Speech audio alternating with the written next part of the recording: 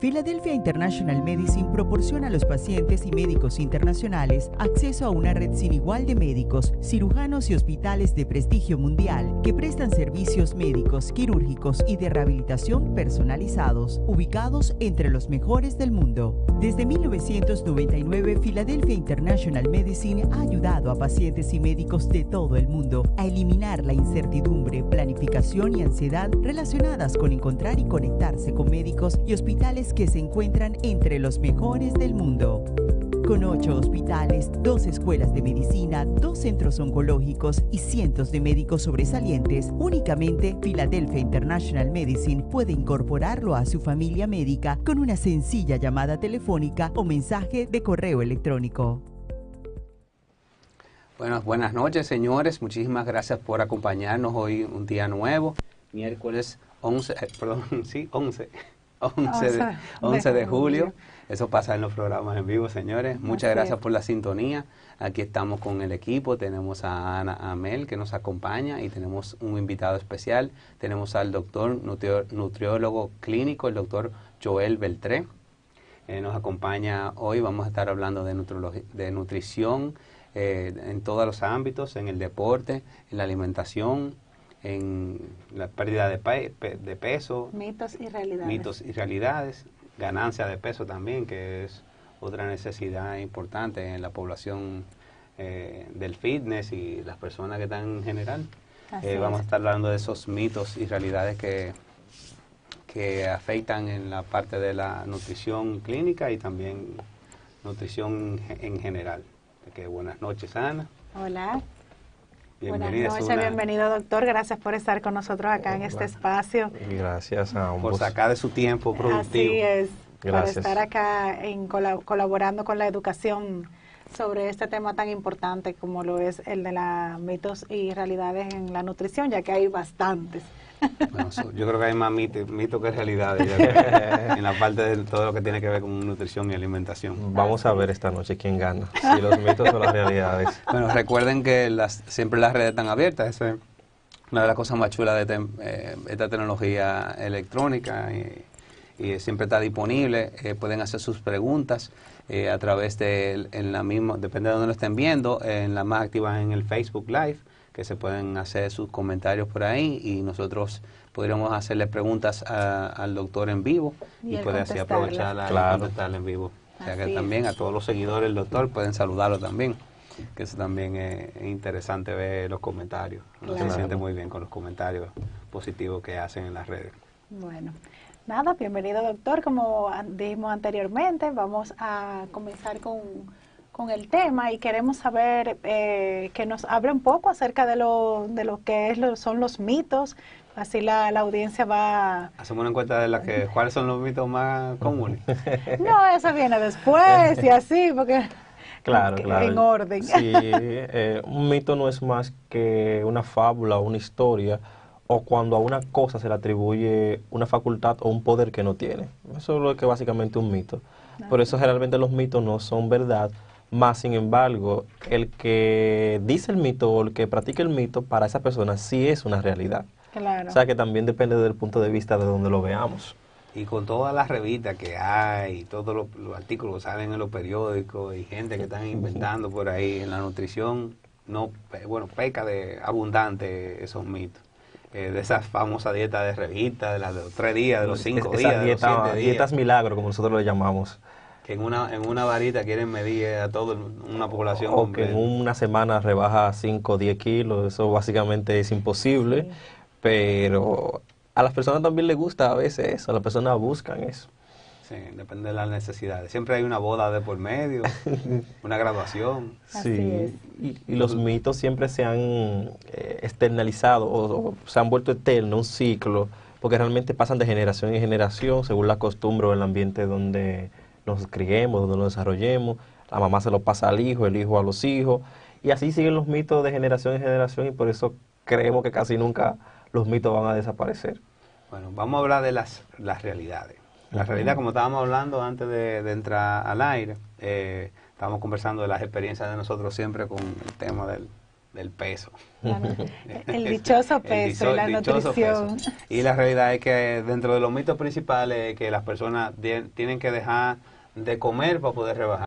Eso yo creo que es uno de los mitos más más comunes y que son de los más cerrados también, por lo que tengo entendido. Háblenos de la alimentación para perder de peso. Sí, como ustedes dicen... en ese caso, el de perder peso. Sí, las personas creen que dejando de comer se rebaja o se baja de peso, y realmente no es así.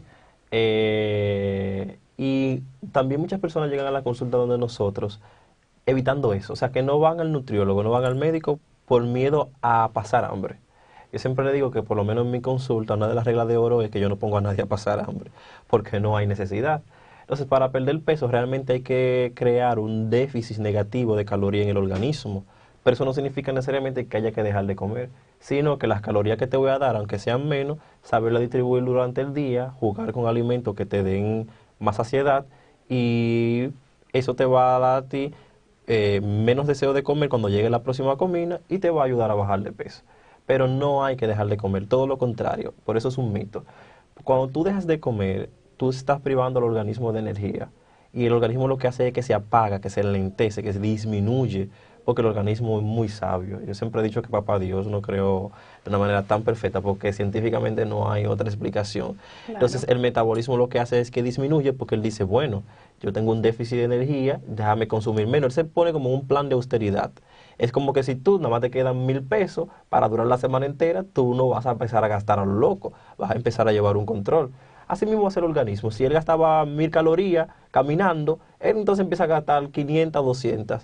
Por ende, tú tiendes a sentirte más cansado, más perezoso, con más sueños. Y entonces eso es lo que hace el organismo, el lentecerse. Cuando el organismo se lentece, cuando tú le das nuevas calorías, nueva energía, nueva alimentación, pues entonces lo que hace es que él almacena por temor a que vuelva a entrar en un déficit. Entonces, por eso es que generalmente dejar de comer no ayuda mucho en lo que es el control del peso. Es un mito totalmente. O sea que hay que comer, pero los alimentos que sean los correctos y debajo del nivel calórico para tú poder perder peso. Es en el caso de perder peso. Que también varía, me imagino, de la edad, de si eres... de ciertas condiciones que tenga la persona, exacto, todo la eso. Cantidad de actividad física, etcétera. Son elementos que nosotros tomamos en cuenta siempre a la hora de hacer una dieta, la actividad física, si corres, si caminas, si haces gimnasio, porque no se calculan igual, porque es un gasto que hay que restárselo a lo que tú vas a ingerir. Mismo también la cantidad de sueño. Las personas no saben qué importancia tiene el sueño en la nutrición. Cuando nos falta el sueño, se liberan ciertas hormonas que contrarrestan lo que es el peso. Por ejemplo, el cortisol. El cortisol, que es la hormona del estrés, se dispara cuando no tenemos un sueño correcto, y es una hormona que favorece a la ganancia de peso. Nos da más ansiedad, nos da más ganas de comer. Si estamos despiertos, nos va a dar hambre y vamos a comer. Entonces, la falta de sueño generalmente tiende a ser también... La famosa visita a medianoche. Sí, a la nevera. Claro. Sí, así es. Hay hasta muchísimas fotos en internet que ilustran ese comportamiento. Esos stock images. Sí. Doctor, entonces podríamos decir que en los planes dietéticos, o sea, ya sabemos que es un mito el no dejar de comer, que mientras más comemos, mejor el desenvolvimiento en la pérdida de peso. Realmente, o sea, incluso se recomienda hacer de 5 a 6 comidas por día. Bien distribuidas. Y vuelvo y digo, en mi experiencia, hay muchos pacientes que a veces me llaman, doctor, pero es que yo me pusiste un plato de ensalada y nada más me quiero comer media. Y digo, perfecto. Si lo que tu organismo te está pidiendo es media, pues cómete media. Porque la merienda que le puse a las 10 de la mañana, por ejemplo, todavía lo tiene saciado. Yo juego mucho con las fibras, que son las que tienen ese poder de dar saciedad. Se puede jugar mucho con el agua. Ese es otro mito. Hay gente que dice, yo hasta beber agua me engorda. Es un mito realmente, porque el agua es un elemento acalórico, o sea, no tiene calorías. El agua simplemente es una molécula, ¿verdad?, formada por hidrógeno y oxígeno. Y el hidrógeno y el oxígeno dan calorías. Lo que dan calorías son las proteínas, las grasas y los hidratos de carbono. Le echa 5 cucharadas de azúcar y juntan. Sí, pero estamos hablando del agua clara como esta. No, hay gente que me ha dicho, no, que el agua me hincha. Yo no sé si eso será un mito o una realidad. Yo no puedo tomar mucha agua porque me hincha. Realmente el 60% del peso corporal está representado por el agua. Sí. Realmente si llegamos a un proceso de sobrehidratación, de captar más agua, puede ser que el peso tenga una variación, pero no es un peso real, no es un peso real. Incluso las personas que están edematizadas por cualquier razón, nosotros hacemos lo que se llama un peso corregido. O sea que el peso por edema ni siquiera se toma en consideración. O sea que el peso real, el agua no la tomamos en consideración. Más el agua metabólica que tenemos en el organismo, sí, pero el agua no aumenta de peso. Hay otro mito muy común, doctor, que yo me he familiarizado con el tema de la grasa corporal, el índice que uno tiene de grasa corporal y con el peso ideal. Hay unas recomendaciones de hace mucho tiempo que se maneja ese estándar, que es, por ejemplo, la altura que tienes, el peso y más el índice de grasa corporal. ¿Cuáles son, qué mitos tiene, por ejemplo, de que la grasa, de ahí se deriva mucho mito, Sí, que claro. la grasa pesa más, el músculo pesa más que la grasa? Que la gente dice que no estoy rebajando nada cuando están, por ejemplo, usualmente en Que un no estoy régimen. perdiendo libras, No estoy perdiendo libras cuando pero está- tengo menos medidas. Ajá. O sea, es toda una combinación por ahí. El mito principal ahí sería la grasa y el músculo pesan lo mismo. No, vamos a eso.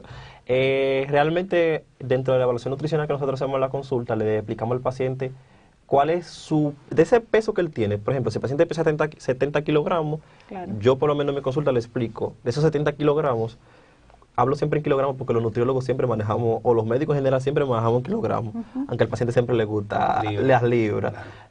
Y tener en cuenta básicamente que 1 kilogramo es igual a 2.2 libras, o sea que nada más hay que multiplicarlo por 2.2, o sea que 70 kilogramos vienen siendo Pero algunas además, ciertas... cuando tú dices rebajé 10 libras, son más que poco. Son menos kilogramos, porque 10 kilogramos. libras son como 5 kilogramos Exacto. aproximadamente. Entonces yo en la consulta siempre Es un logro mayor. siempre le explico al paciente, de esos 70 kilogramos que tiene, por decir un ejemplo, cuántos son de masa magra, o sea, de músculo, y cuántos son de grasa. Porque también las personas tienen que tener un porcentaje de grasa normal en el organismo. Pasa algo. En cuanto al peso, se supone que ambos, como vuelvo y le digo, hay un rango para el peso de masa magra y un rango para el peso de grasa del cuerpo. Lo que sí tenemos entendido es que la grasa, el músculo es más metabólicamente activo que la grasa. O sea, tiene más importancia a nivel de metabolismo que la grasa. O sea, la grasa básicamente está ahí almacenada. ¿Para qué? Para cuando el cuerpo no tenga azúcar, no tenga energía, esa grasa vuelve y la convierte en azúcar. Y pasa lo contrario, cuando ingirió mucho azúcar, él no la bota porque ese es el combustible. Yo siempre cojo el ejemplo con un camión de gasolina. Tú tienes un carro y te regalan un camión de gasolina. Tú no vas a decir que yo voy a hacer con tanta gasolina, ¿verdad que no? Tú lo guardas en el parqueo de tu casa para cuando tú la necesites.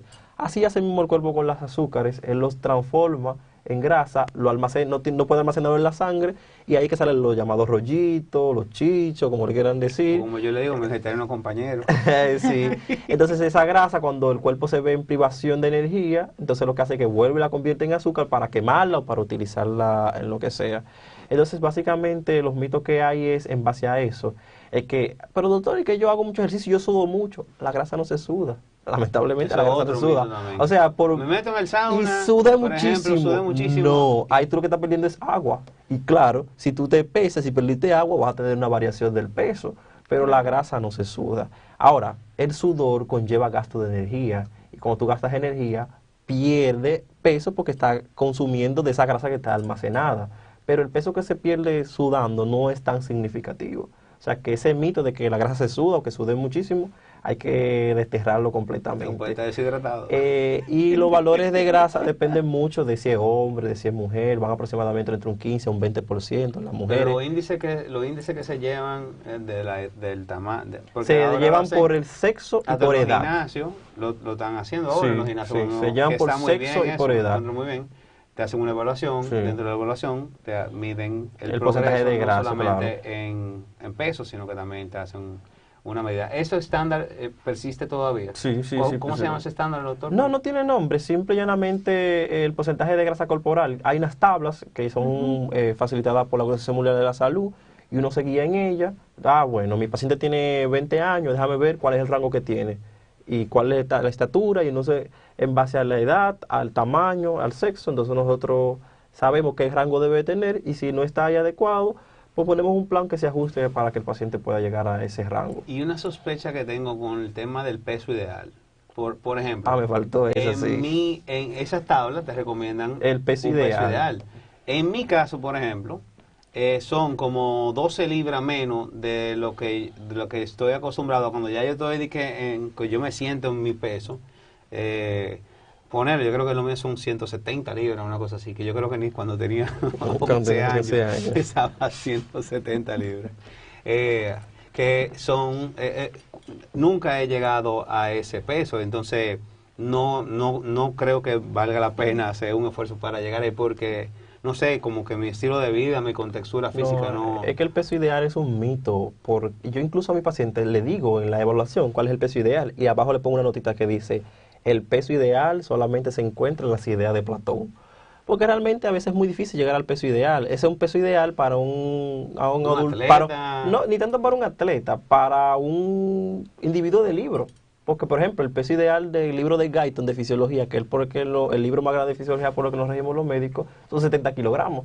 Pues si usted te pone a averiguar en la sociedad cuántas personas tienen 70 kilogramos, varones. Que eso también debe de variar con el tema incluso hasta de la región donde uno se encuentre. Sí, es que tiene que variar. La tabla de seguros. Porque un peruano que son de menor estatura, que es de menor estatura, no, el peso nunca va a ser igual. Igualmente un alemán de esos... No quiero salirme un poquito del tema, pero es que en la República Dominicana tenemos un pequeño problemita y es que no tenemos estadísticas en el área de salud. O sea, en el área de salud son muy pocas las estadísticas que manejamos, o sea, no hay registro, no hay guías. Ahora, en estos últimos años, que estamos preocupando por eso y estamos ya actualizándonos en esa parte, pero no teníamos precedente y lo que hacemos es... está haciendo un trabajo con las guías. Sí, claro. Ahora, en estos últimos tiempos, entonces lo que nos guiamos son por las guías internacionales, por los referentes libros internacionales, que supone que si es Guyton, un libro que es, ¿verdad?, por el adulto americano, etcétera. Pero el peso ideal, incluso yo al paciente le pongo cuál es el peso actual, cuál es el peso ideal y cuál es el peso que yo les recomiendo tener. Porque el paciente me dice, pero doctor, es que yo nunca he tenido, cuando yo digo el peso ideal, según los cálculos que nosotros hacemos, me dice, doctor, pero es que yo nunca he tenido ese peso. Le digo yo, preocúpate, tampoco vamos a llegar a ese peso. El peso, yo me baso mucho, que aunque ahora en nutrición, es que en medicina decimos siempre un dicho, la verdad de hoy es la mentira del mañana. Pero también en la ciencia se acostumbra porque es muy cambiante, pero que la referencia para nosotros es el índice de masa corporal. Pero ya no hemos determinado que el índice de masa corporal no puede ser de muchas referencias. Como ejemplo, los atletas que tú decías. Yo le tomo un índice de masa corporal a un atleta y tal vez me va a dar alto.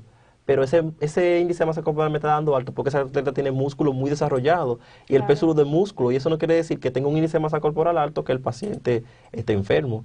Sino que por los músculos que tiene va a dar un índice de masa corporal alto y no está enfermo. Entonces, yo me baso mucho todavía un poquito, porque no hay otra herramienta todavía que nos ayude tanto. El índice de masa corporal, siempre y cuando el paciente se mantenga en un índice de masa corporal por debajo de 24, entonces es un peso adecuado, aunque no sea el peso ideal. O es sano. O es sano, exactamente. Hay otro tema también que son otros mitos, que ahí podemos ya entrar a otro tipo de mito, que es la salud y la cantidad de grasa en el organismo. Porque tengo entendido que uno tiene grasa tanto en la parte, vamos a decir, de fuera, donde están los y en los órganos alrededor y entre los órganos también, sí. que es más peligroso incluso que la grasa fuera. Pues, háblame un poquito de ese índice de grasa que se considera saludable para que una persona, porque tengo entendido que hay enfermedades que el índice de grasa, por ejemplo en el abdomen, te hace un factor de riesgo en enfermedades cardiovasculares, la de diabetes y ese tipo de... Realmente las grasas siempre han sido satanizadas, las pobres grasas. Y no todas las grasas son malas. Así como en la vida hay gente buena y gente mala, así mismo hay grasas buenas y grasas malas. Porque cuando hablamos de grasa, la gente ya entiende que son malas todas y no. Por ejemplo, el aceite de oliva es una grasa buenísima, que se ha determinado que mejora la salud cardiovascular. Los pescados azules, o sea, la merluza, son grasas ricas en omega 3, omega 6, son grasas buenas. Las nueces, las semillas, las avellanas, la granola, tienen grasas buenas. Y no, las grasas no son tan malas después del todo. Ahora, el tipo de grasa que es, porque si tú me dices papa frita, yo te voy a decir, espérate, son grasas malas, ahí sí no. Entonces, como te decía, para nosotros como nutriólogos es muy difícil aprendernos todos los rangos de grasa por edad y por sexo y por tamaño. pero generalmente en el adulto promedio va de 25 a un 30% de grasa, que es lo normal. Eso es el promedio. Eso varía. Sí, ya por encima de 30 ya es un riesgo de enfermedad cardiovascular, de infarto, de enfermedad ateromatosa, que es cuando la grasa entonces es tanta que empieza a pegarse en la pared de las arterias, y entonces ahí que viene el infarto, porque hay oclusión de los vasos. ¿Sabes? Si no llega sangre al corazón porque está tapado por grasa, entonces el paciente lo que hace es que muere, lamentablemente. Y lo que usted estaba diciendo ahorita de que los azúcares y los azúcares en general, porque la harina se convierte en azúcar, Sí, claro. se almacena rápidamente, se almacena en el área incluso del abdomen. Por eso es que toman de índice los factores de riesgo. Eso se mide se toman las medidas antropométricas, circunferencia abdominal. Incluso se han hecho muchas tesis sobre relación antropométrica de la cintura con la enfermedad cardiovascular. Se ha demostrado que sí, que a mayor perímetro abdominal, mayor riesgo de padecer enfermedades cardiovasculares. Porque si eso es el abdomen que está así, imagínate la grasa que hay alrededor de los órganos. Claro. Que de manera normal debe de haber esa grasa, que sirve como medio de protección, por decirlo así, pero cuando está en exceso es el problema. Hay métodos para medir la grasa alrededor de los órganos. Son métodos poco conocidos y poco usados. Nosotros lo usamos hasta con software que ya nos ayudan, gracias a Dios, porque las fórmulas son un poquito largas. Para los que creen que los médicos no manejamos números, en nutrición se maneja mucho número. Yo siempre he dicho que el nutriólogo convierte número en comida. Entonces también nosotros usamos fórmulas para determinar qué cantidad de grasa hay alrededor de los órganos. Eso se estima a través del peso. Ahora también está mucho de moda la bioimpedancia, que es bioimpedancia. Eso es que a través de estas máquinas que incluso los pacientes exigen, toman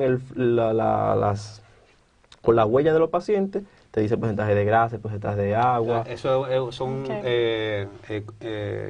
señales magnéticas, electromagnéticas, exactamente, al organismo, y eso hace los cálculos. Y hace los cálculos. Así es, Víctor. Sí, eso estamos utilizando mucho, porque ya es parte de la era de la digitalización de los servicios de salud. La tecnología está disponible, hay que usarla para todo. Sí, hay que usarla. Hay algunos médicos que tienen todavía un tipo de resistencia a ese cambio. Eso es normal. Pero ha evolucionado la todas las innovaciones. Sí.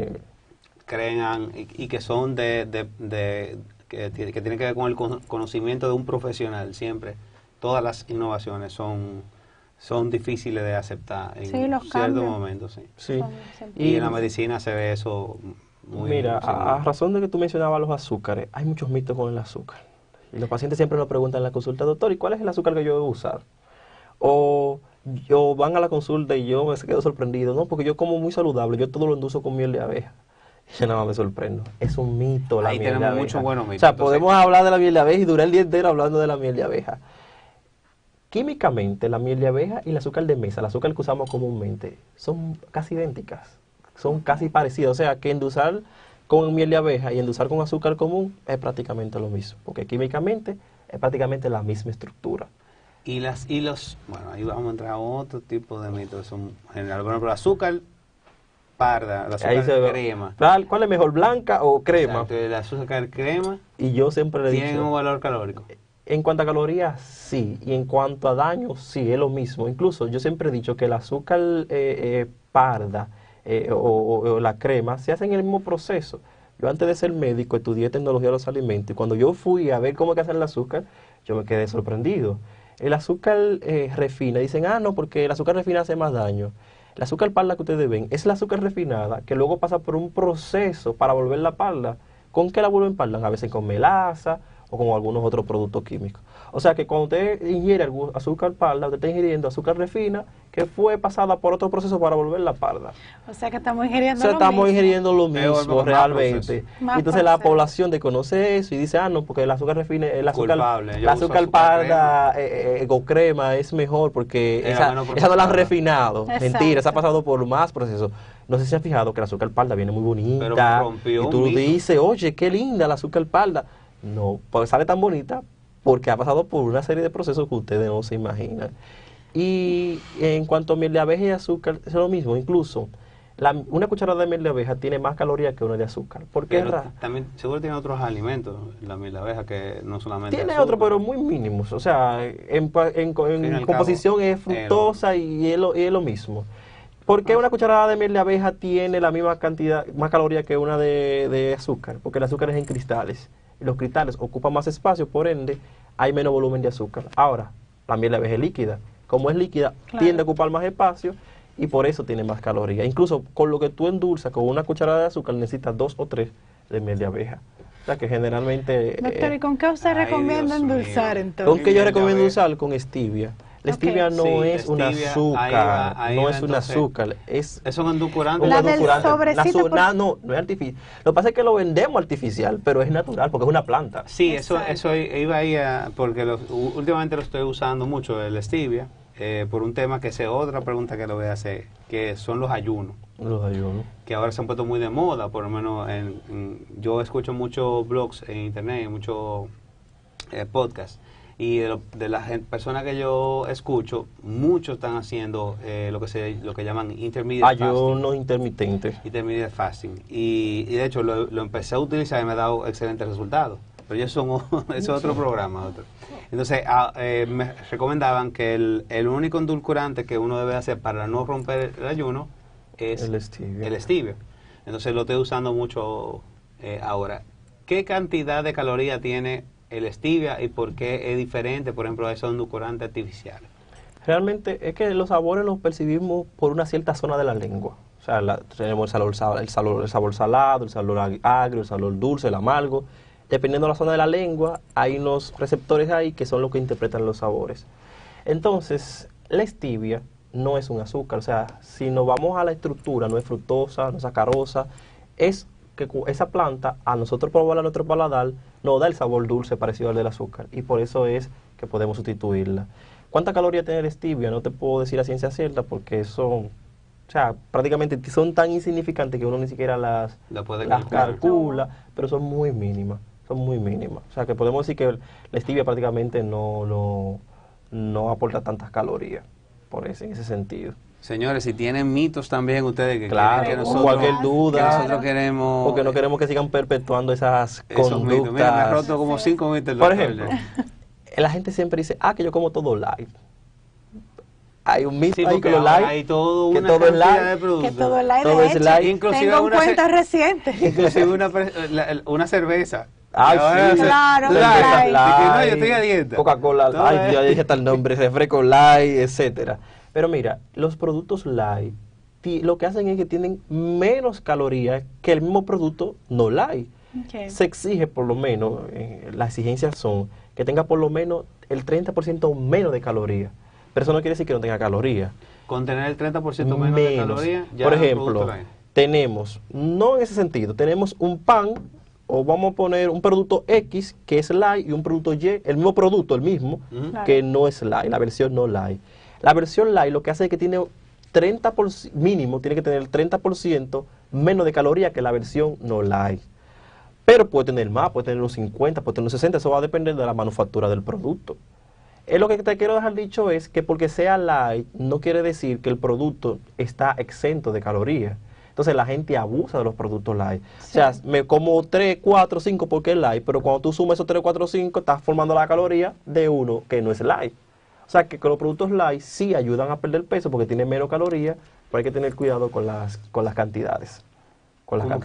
quiera, siempre es bueno consultar a su médico antes de empezar cualquier régimen, porque también Claro. esas son otras cosas que las personas hacen, que se someten a un régimen alimenticio sin antes hacerse los análisis pertinentes. Pertinente. Y tú puedes tener escondido una reacción a la baja alimentación, te puede causar glicemia, Sí, claro. choque La de baja glicemia, ese ingesta tipo de cosas. calórica. También puede tener anemia. Sí, Y entonces, infinidad de someterse a ese anemia tipo uno de detecta cosas. cuando uno va a iniciar un plan nutricional, que uno dice, Claro. espérate, Entonces- ahí vamos a otro mito. Mira, cada vez que me mencionan cosas surge un mito nuevo, las vitaminas. Hay gente que dice, doctor, pero póngame una vitamina para yo comer, o póngame una vitamina. Realmente el organismo no necesita vitaminas. ¿Por qué razón? Porque con lo que ingerimos en la dieta, suplimos las necesidades normales del cuerpo. Ahora, hay personas que por ciertas condiciones necesitan vitaminas. Una mujer en embarazo, un niño, una persona que tenga ciertas enfermedades gastrointestinales, ya necesita de una suplementación vitamínica. Pero una persona que esté sano no necesita suplementos vitamínicos. Además, las vitaminas no aumentan de peso.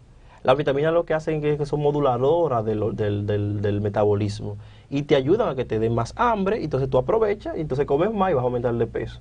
Pero las vitaminas no son necesarias si usted está sano y si usted no tiene ningún déficit, si usted no tiene ninguna incapacidad que le permita absorber las vitaminas que usted ingiere.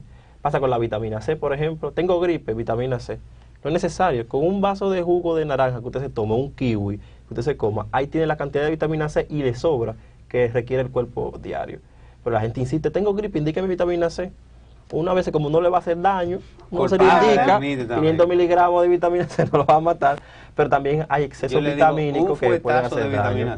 No, no es necesario, no es necesario. Con lo que tú ingieres en la dieta de manera común, tiene los requerimientos cubiertos y hasta te sobran. Y las vitaminas tienen una característica, es que las vitaminas que no se utilizan, pues se pierde, el organismo las elimina. O sea, que el organismo no guarda las vitaminas. Entonces, desperdiciando su dinero. Sí, grasa, mira cómo es. Bueno, mira qué cosa, No guarda vitamina, pero no sí guarda grasa. Vitamina, pero sí grasa. Porque realmente, como las vitaminas no aportan energía, no aportan calorías, él dice que no son indispensables, lo que hace es que las elimina todas, lamentablemente.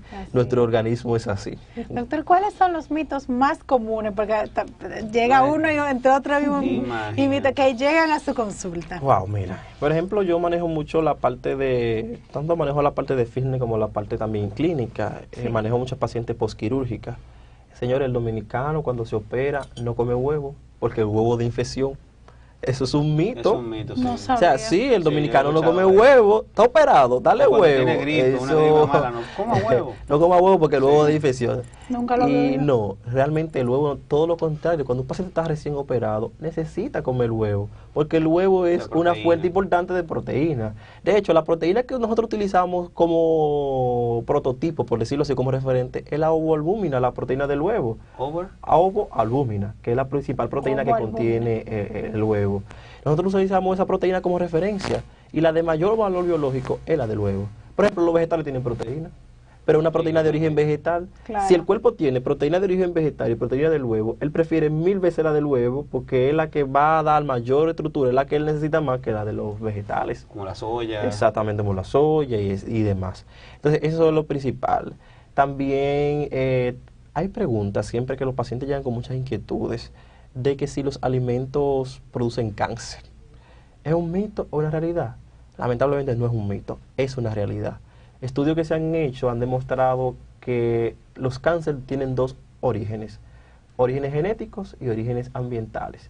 Y lamentablemente el origen genético solamente es un 1 o 2% que se hereda, o sea, que vienen por origen genético. O sea, que el 98% de los cánceres vienen por el ambiente, o por radiaciones, o por la alimentación. Y ahora estamos hablando nosotros de lo el estrés de vida. Cortisol. Fíjense una cosa, que en los años 70 y 80 hablar de cáncer era una cosa rara. Sí. Pero en el día de hoy tienen cáncer los de 10, los de 15, los de 5, hasta los recién nacidos. Y los adultos, por el estrés de vida que llevamos, el estrés que cogemos en el tapón, el estrés que cogemos en el trabajo. Entonces, los alimentos contribuyen a eso. Hablamos de los alimentos que son transgénicos. Son esos alimentos que ayudan a desestabilizar las células, producen radicales libres. Y sí, ayudan a que la célula básicamente, yo lo digo, se aloque, se empieza a multiplicar incesantemente y entonces ahí viene el cáncer. Forma de eliminarlo, sí hay. No comer las fast food, las comidas rápidas. Lamentablemente nos gustan mucho. ¿Y saben por qué nos gusta tanto? Porque una de las funciones de la grasa es palatabilidad. O sea, la grasa da mucho sabor. La verdad, no hay cosa que dé más sabor que una grasa. Y mientras más frita y refrita y recontrafrita esté, más sabor da. O sea, una papa frita. Y lo que la gente no sabe es que lo que utilizan esas grandes cadenas comerciales de comidas rápidas, ese aceite para freír, es un aceite que ya se utilizó en otro proceso. Porque a mayor procesamiento de ese aceite, mayor sabor. Y ese es el éxito, y por eso es que hay tanta fila en los drive-thrus de esas empresas. O sea que esos camiones de aceite que ellos compran, es que ya se usó, por ejemplo, para freír cualquier X producto que se iba a vender. Luego ese aceite que queda, que no se puede utilizar para ese producto, se lo venden a esas empresas en tanques, que estoy hablando con propiedad porque lo he visto, y conozco de la industria, y ese es el aceite que utilizan para freírnos las papas, para freírnos la carne de la hamburguesa, para freírnos el pollo, y es el que nos gusta a nosotros porque es el que da sabor. Mientras más rancia las grasas, más sabor da. Y ese aceite, imagínense, su cadena se ha modificado Es una químicamente diferente y eso es lo que nos altera a nosotros. Los aceites transgénicos. Sí, lo que utilizan en toda esa cadena, por no mencionar ningún nombre, en esos hamburguesas que no comemos, en ese pollo frito que no comemos. Es así, lamentablemente. Entonces, otro mito más que nos llega a nosotros a la consulta es sobre los conservantes. Los conservantes que se le echan a los alimentos. Lamentablemente, sin conservantes, los alimentos no pudieran mantenerse, no se pudieran preservar. Entonces, son necesarios. Los preservantes pasan por una verificación y son inocuos. Ahora, ¿qué puede hacer daño? Una lata se abolló. Cuando la lata se abolla, se oxidan y ahí puede darle tétano a una persona, por ejemplo, que el empaque esté abierto. Y hay un conservante que la gente utiliza, o no un conservante, una sustancia que la gente usa mucho que se llama glutamato monosódico, que la gente lo conoce como Ajinomoto. Es una sal, parece una sal, la gente le encanta. Y se ha demostrado que el Ajinomoto es una de las sustancias más cancerígenas que hay hasta la actualidad. O sea que en ratas, que fue donde se hizo el experimento, de 10 ratas, 9 padecieron cáncer con esa sustancia. Tú coges una pizca de Ajinomoto y eso da un sabor increíble. Bueno, yo lo he hecho y es buenísimo para pescado. Lamentablemente, la Ajinomoto es una de las sustancias más cancerígenas que hay en la actualidad, que se conoce a nivel de nutrición. Entonces, esos son los principales mitos que nos llegan a nosotros a la consulta. Vuelvo y le digo, hay muchos mitos, porque uno lo oye en la calle. No, que uno tiende a decir, ay, el dominicano, y no el dominicano, la población en general, es la que más sabe. Es una de las industrias incluso más grandes que hay, la alimentación, del fitness. Claro. Doctor, ¿es un mito lo del aceite verde, que con el fuego, que si se calienta, que si no? No es un mito, es una realidad, porque como yo te decía ahorita, la verdad de hoy en medicina es la mentira del mañana. Siempre se dijo que el aceite verde no se podía calentar. Ya se demostró que no, que se puede calentar el aceite verde y que no hay ningún problema. Ahora, nosotros los médicos siempre preferimos que mientras menos se caliente, mejor es, porque igual el fuego sí puede alterar un poquito la química de la sustancia, pero se ha demostrado que se puede freír con aceite verde, que se puede calentar y que no hay ningún tipo de inconveniente en ese sentido. Entonces yo a mi paciente prefiero que si van a utilizar algún tipo de aceite, utilicen el aceite verde o el aceite de girasol o el aceite de canola, que son los más saludables. Uno de los más saludables. Son los más saludables y esa es mi recomendación siempre que yo le doy, porque uno siempre tiene que buscarle la vuelta. Yo a mi paciente siempre le digo, yo no te voy a poner a coger lucha con una dieta, yo no te voy a poner una cosa que tú no puedas encontrar o que sea difícil, porque el paciente tampoco va a llevar la dieta y yo lo que quiero es que baje de peso. Yo trato de acercarle y de buscarle opciones que tenga al alcance. De acuerdo a su estilo de vida. De acuerdo a su estilo de vida, de acuerdo a sus condiciones económicas, que eso influye mucho en las dietas, para que el paciente pueda tener buenos resultados. Eso no es un mito, es una realidad. No, es una realidad. Comer saludable es más es costoso que comer esos alimentos procesados. Eso es una realidad lamentable. Lamentablemente sí. Eso no es un mito. La sal, no hemos hablado de la sal, señor. Señor, y la sal. La gente dice, ay, que la sal hincha y la sal lo aumenta de peso. La sal... Recuerden, señor, hacer su pregunta. Sí, claro. Casi vamos a estar para responder las preguntas. Nos avisa si tenemos preguntas disponibles. Que pregunten. La sal no aumenta de peso, pero sí retiene líquido. La sal aumenta a hinchar a la persona y por eso, como le explicaba ahorita, la persona puede verse un poquito aumentada de peso. Por eso que vamos al cine y nos comemos esta tremenda funda de palomitas. ¿Por qué razón? Porque la sal es adictiva. La sal se utiliza para dar sabor y adictiva. Yo creo que las cocalecas también son adictivas. Bueno, y mientras más comemos palomitas, más palomitas, y más palomitas, y más palomitas, entonces ese es el problema con la sal, que es adictiva y no hace comer más. Y por eso que siempre, las recomendaciones de la Organización Mundial de la Salud son 5 gramos de sal al día. Eso quiere decir, lo que contiene una cucharadita de endulzar el café, eso debe de ser al día. Pero ¿cuánto le echamos al arroz para hacerlo? ¿Cuánto le echamos a la habichuela? ¿Cuánto le echamos a la carne? Y la cena y el desayuno. Y si no podemos calcular, siempre ingerimos una dieta alta en sodio. Y la sal y el hipertenso, la persona que sufre de la presión, son enemigos. Porque la sal sube la presión.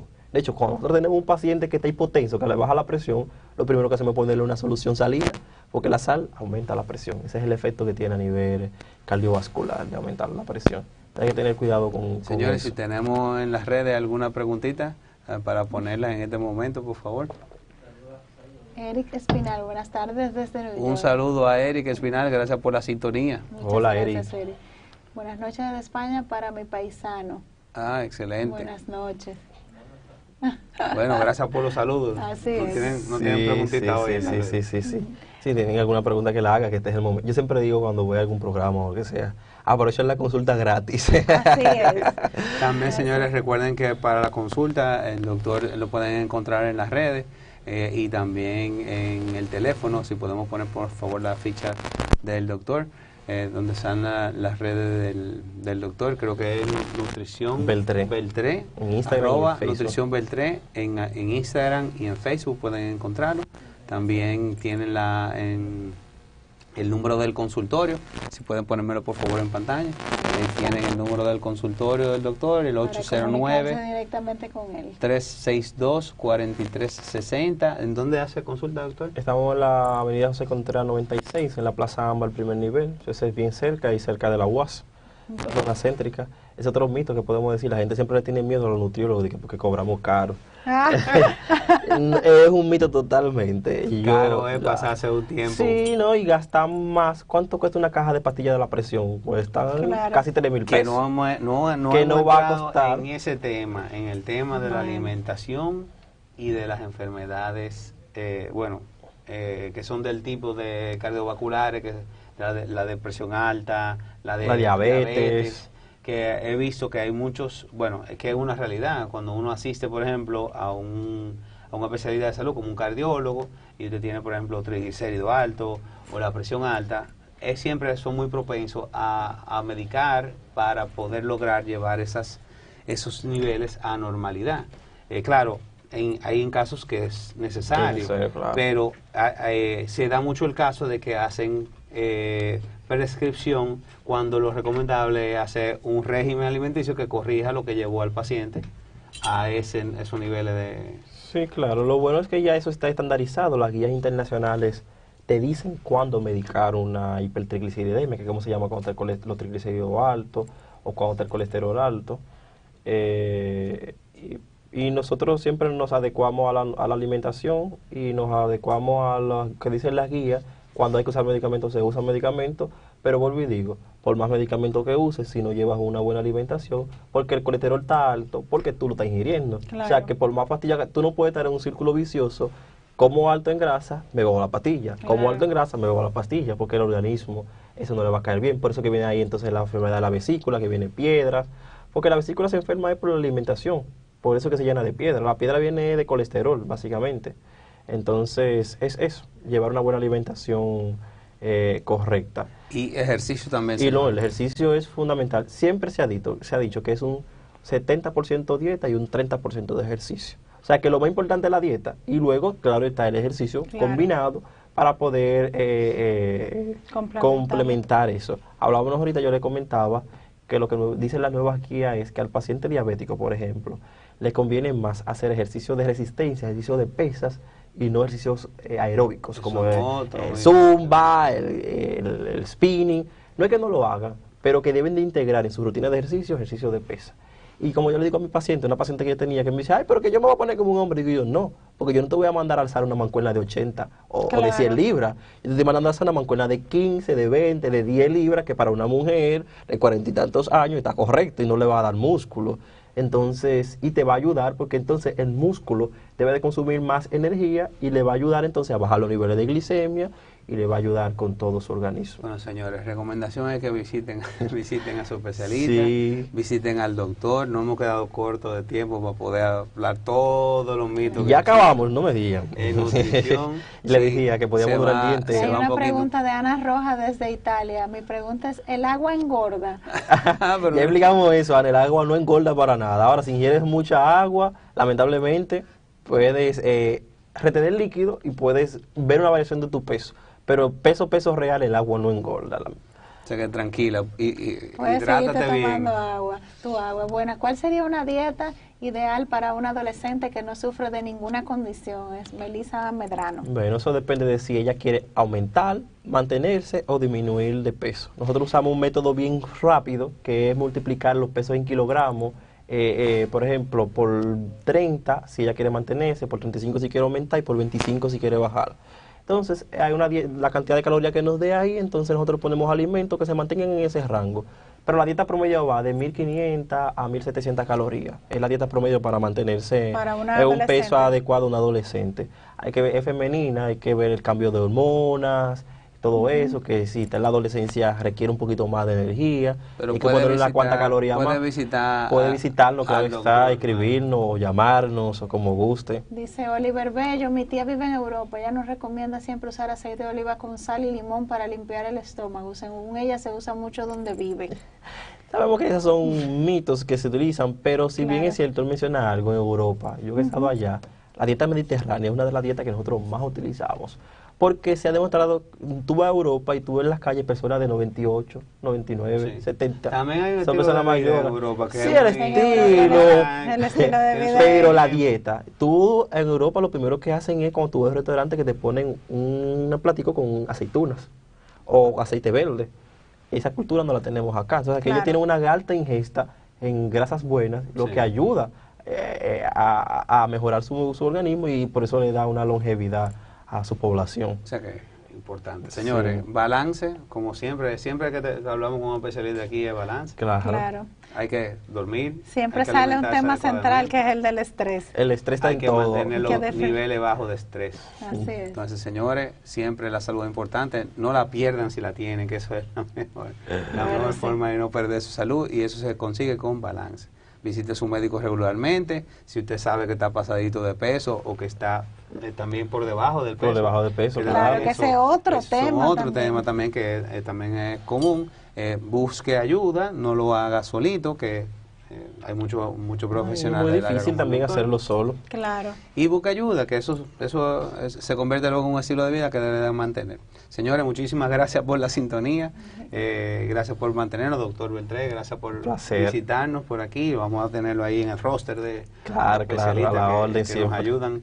Y señores, recuerden seguirnos en diariosalud.do, ahí tenemos toda la información del sector salud a sus órdenes. Les recomendamos suscribirse al boletín diario que tenemos y también a seguirnos en todas las redes y claro, envíenos sus comentarios, sus saludos y sintonícenos aquí cada miércoles a las 6 de la tarde en el Nuevo Diario TV.